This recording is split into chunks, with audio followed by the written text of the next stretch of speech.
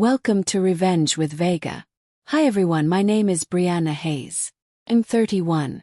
Dad's words still ring in my ears from that Christmas Eve gathering.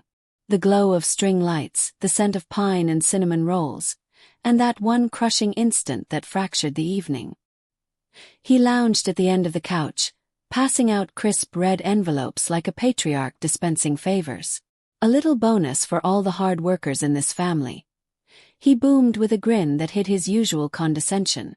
My sister got one, then my brother, his girlfriend, even the cousin who'd barely lifted a finger beyond scrolling social media. And then nothing. Dad's gaze skipped over me, tucking the final envelope into his pocket. "Oh yeah," he muttered offhandedly. "You've been so wrapped up in your job, sweetheart. Haven't pitched in much lately." Chuckles rippled through the room, low and biting. My brother slouched forward, smirking. "Looks like you're out of the club this year," he jabbed. The sting hit deeper than anticipated, like a velvet punch. I forced a smile, lifted my mug of hot cocoa slowly, and stayed silent. The awkwardness lingered, glasses clinked. Mom changed the subject, as if embarrassment was just another holiday tradition. I scanned the faces around me, all of them thriving on the bills I paid, the loans I co-signed, the vacations I subsidized, the surprise deposits I made without fanfare. So I kept my composure. No outburst, no scene. I simply said, "Fair enough, Dad. I guess I don't." And later that night, as they dozed in the spare beds I'd furnished, content and clueless, I slipped into my study, fired up my computer, and started a meticulous review of loyalty. By 1:30 a.m., the house echoed with faint holiday music from a forgotten playlist. The fireplace crackled softly, embers dying down. I huddled in my sweater, tea forgotten, hands precise on the keys. Each login stared back like an accusation.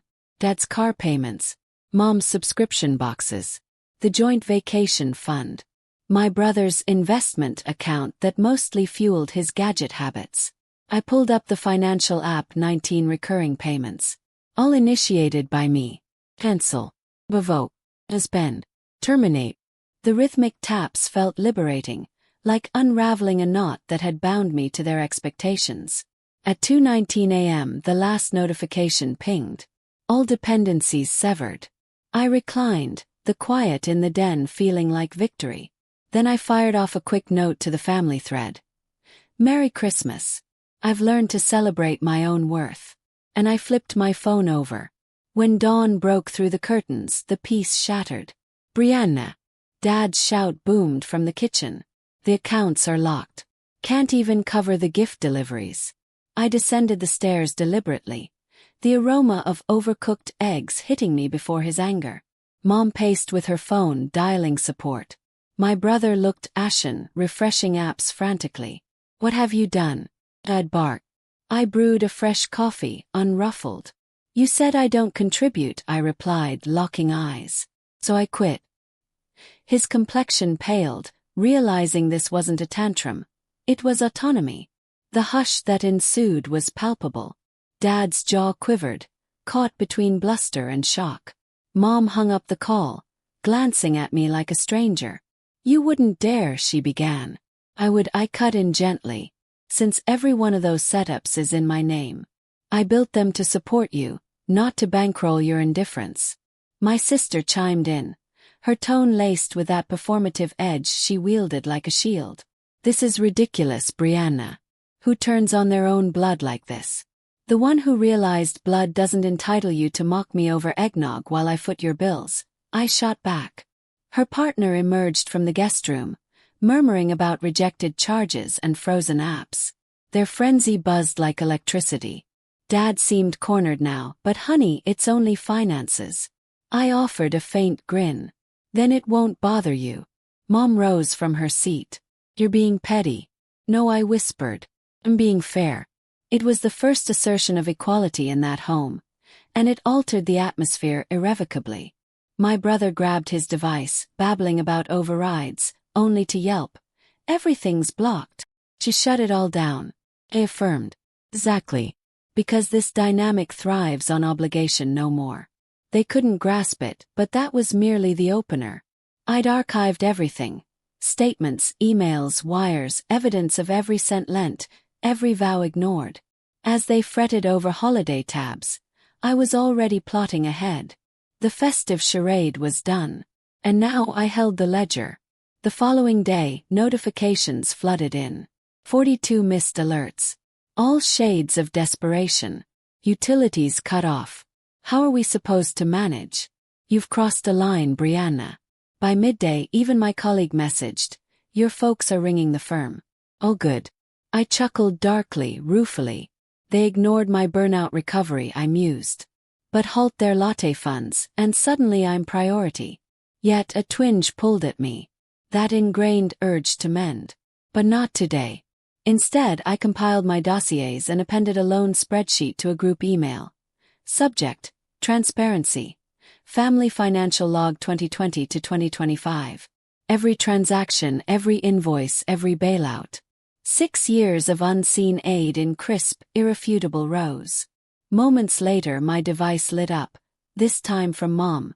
You documented it all? Naturally. I responded. You instilled in me responsibility. Then the doorbell rang. My brother loomed there, posture deflated. The smugness from before evaporated. You've humiliated us, he murmured. No, I amended, gesturing to the stack of unacknowledged volunteer awards from the community center I sponsored. You humiliated yourselves. I just ceased subsidizing it. He eyed the plaques, bewilderment shifting to a flicker of remorse. The truest feeling in ages. Dad's worried, he confided. He ought to be, I replied steadily. Awareness often demands discomfort. And then I shut the door, not harshly, but decisively. Upstairs I heard his engine fade. For once, no remorse trailed. Only serenity, and the subtle whisper of independence in my serene space. By Monday, the tale had circulated to every relative, neighbor, and acquaintance in a 150-mile spread. The selfish sibling. Gossip ignited like sparks. Dad's specialty was image salvage. But this round, skepticism prevailed. Unbeknownst to them, I discreetly contributed to the town library in their name that very dawn after locking the funds. The library's grateful social media blast, with images and upbeat notes, exploded on local feeds. Grateful to the Hayes clan for sponsoring literacy programs for underprivileged youth. The paradox amused me. At last, our surname linked to authentic goodwill, not coercion masked as benevolence. When Dad phoned that afternoon, his tone wavered. Brianna, folks believe we funded that. My pleasure, I stated plainly. You can't simply. I can, I interjected, composed as always. And I have. A heavy silence. Then the familiar wounded sigh I'd succumbed to forever. But no longer. Dad, I said tenderly. I've spent decades ensuring others thrived before me. You overlooked me at gifts because you deemed dominant strength, but you overlooked. I'm the architect. He remained mute. I don't crave your validation now. I added. Just my tranquility. The connection dropped. And for the initial time, the ensuing quiet didn't wound. Mended. That evening, I lounged on my patio, observing the holiday illuminations dance across the urban horizon. My tablet displayed the mentorship program site. Fresh mints awaiting pairing. I grinned. The pattern shattered. Tuesday dawned softly. No turmoil, no rings, merely rays gliding over the rugs and the aroma of vanilla latte. I checked messages to spot one from my aunt. No preamble, no regret, just, you've made your statement. What do you demand? I pondered it deeply, seeing he still missed the essence. This wasn't bargaining. It was emancipation. Thus I answered, nothing. Precisely. I pressed send, closed the device and breathed out. At lunch, another ping, but from someone significant. Lena, my advisor at the center, messaged. Your initiative for the Autonomy Fund cleared. You'll keynote the Leadership in Equity conference next quarter. My chest constricted. Eons of yielding, straining, fracturing, and now a claim unbound by duty. As I ventured out for air, the crisp breeze struck like revelation. Down the block, my brother lingered by his vehicle, tentative. He signaled faintly. I nearly bypassed, but his gaze halted me. He approached, chilled. "They're crumbling, Brianna. Dad's ranting to contacts. Mom's distraught. I just came to admit. I see it clearly." I arched a brow. "See what?"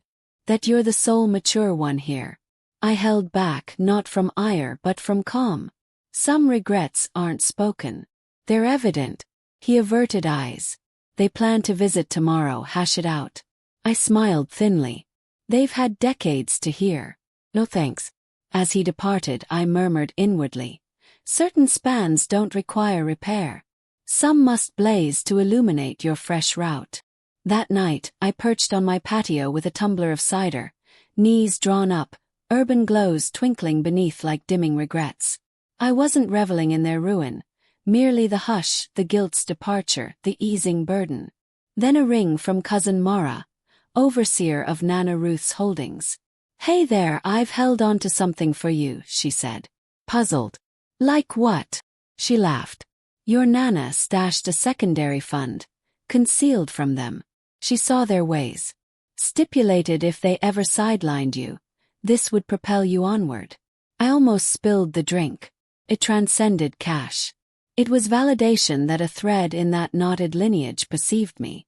The fund totaled $1.5 million, earmarked for studies, enterprises, or a dwelling wherever desired.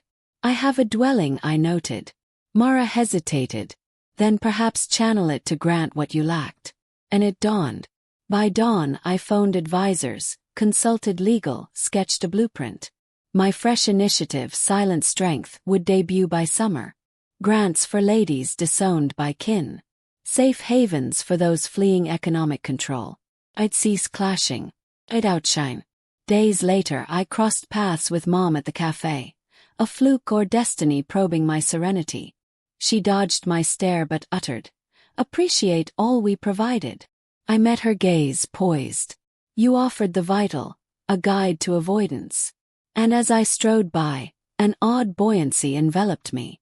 Not vengeance, not arrogance, just relief. The morning the initiative unveiled, I positioned on the podium amid gentle dawn rays. Aft, the fresh emblem proclaimed, "Silent Strength, rise without apology." Seats brimmed with aspiring females. Learners, lone parents, endurance veterans. The souls I mirrored once. I gripped the mic, tone firm. For eons I commenced. I confused tolerance for bonds. I thought infinite yielding equaled inclusion. But bonds aren't bartered via forfeit. They're affirmed via esteem. The crowd inclined. Now we redefine that tale. You needn't validate your place. Forge your realm. Cheers cascaded through the venue, vibrant and vital. And in that echo, I discerned what eluded before. Embrace sans prior suffering. Post-event, a youth named Kira neared, eyes damp. "My dad disavowed me for chasing dreams over duty." She confided, "Your path inspires belief in persistence." I beamed, resting a palm on her arm. "You're already thriving." Beyond lenses sparked. Journalists queried. I spied my kin across the avenue, my folks diminutive and wavering, my brother partly obscured. For the premiere I didn't recoil. Didn't yearn. I merely nodded. Not ire, not pardon, but closure. That eve I reclined by the pane, eyeing the metropolitan sparks gleam like minor braveries. Jordan decanted dual chalices of cider and settled beside. "You've achieved," he murmured. "No," I countered. "We achieved." Each female deemed excessive, insignificant, burdensome. "We built this united." He grinned. "Seems a closure." I gazed outward and breathed. "No, this is the dawn." And in that tender void where remorse once dwelled, serenity at last resided.